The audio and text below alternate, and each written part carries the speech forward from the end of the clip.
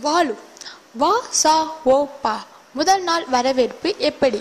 இந்த வாரம் 4 படங்கள் வெளியாகி இருந்தாலும் வாலு வாசம் சரவணம் ஒன்னா படிச்சவங்க படத்திற்கு இடையேதான் பலத்த போட்டி.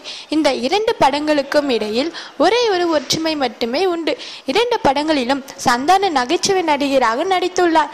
சொல்ல போனால் 2 படங்களையும் அவர்தான் ஓரளவுக்கு காப்பாற்றியுள்ளார் என்று ரசிகர்களும் தியேட்டர்காரர்களும் சொல்கிறார்கள். அதிலும் வாசாவோ படத்தை விட வாலு படத்தில் சந்தான டைமிங் நகைச்சுவை ரசிகர்களை அதிகம் சிரிக்க வைத்துள்ளன. வாலு படம் 3 வருடங்கள் கழித்து வந்துள்ளதால் சிம்பு ரசிகர்கள் கொஞ்சம் உற்சாகமாகவே நேற்று திரையரங்குக்குள் வந்துள்ளன. ஆனால் வழக்கமான ஒரே காதல் கதையாக படம் அமைந்திருப்பதை அவர்களை ஏமாற்றியது.